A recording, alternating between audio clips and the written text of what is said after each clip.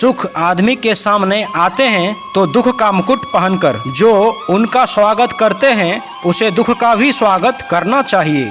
मैं अपने साथियों की मदद कर सकूं, बस इतना ही मैं चाहता हूँ। ओह, यदि तुम अपने आप को जान पाते, तुम आत्मा हो, तुम ईश्वर हो। यदि मैं कभी इस निंदा करता सा अनुभव करता हूँ तो तब जब मैं तुम्हें मनुष्य कहता हूँ।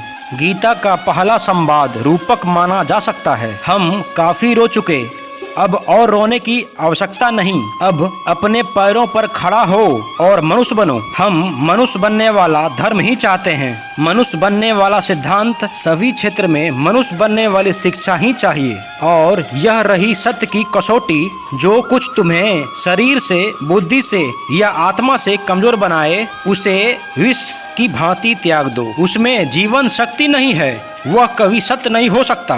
सत्य तो बलप्रद है, पवित्रता स्वरूप है, ज्ञान स्वरूप है। सत्य तो वह है जो शक्ति दे, जो हृदय के अंधकार को दूर कर सके, जो हृदय में स्फूर्ति भर दे।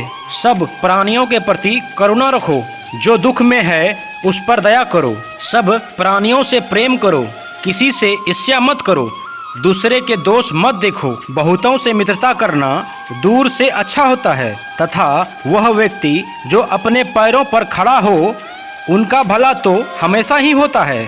जिस प्रकार हाथी के दांत बाहर निकलते हैं परंतु अंदर नहीं जाते, उसी प्रकार मनुष्य ने जो वचन एक बार मुख से निकाल दिए, वह वचन पुनः वापस नहीं जा सकते। यदि तुम चाहते हो कि संसार तुम्हें सम्मान दे, तुम्हारे कदमों पर झुके, तो तुम्हें पहले अपने अहंकार का नाश करना होगा। क्योंकि यदि तुम स्वयं एक नेता के रूप में सामने खड़े हो जाओगे तो तुम्हें सहायता देने के लिए कोई भी ना आएगा। अतः पहले अपने को छोटा मनुष्य के रूप में लोगों के सम्मुख प्रस्तुत करो। जिस प्रकार संसार परिवर्तनशील है, ठीक उसी प्रकार प्रकृति का माया चंचल तथा परिवर्तनशील है। संसार को आज धन की आवश्यकता नहीं, आज आवश्यकता है चरित्रवान एवं सच्चे मनुष्य की। वेदांत का आचरण सहज रूप से समस्त निराशाओं, चिंताओं, विषादों, तनावों से आपको सदा सदा के लिए मुक्त कर देता है। हम हमेशा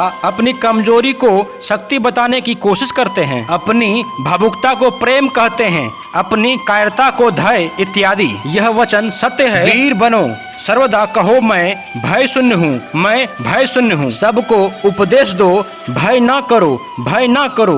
भय ही मृत्यु है, भय ही पाप है, भय ही नरक तथा भय ही अधर्म है। जिसे हम जानते हैं वही है। ईश्वर की परिभाषा करना एकमात्र अस्तित्व है। जब तक तुम स्वयं अपने में विश्वास नहीं करते, परमात्मा में तुम विश्वास नहीं कर सकते। यदि इस जीवन में मोक्ष नहीं मिल सकता तो क्या आधार है कि तुम्हें वह अगले एक या अनेक जन्मों में मिलेगा ही।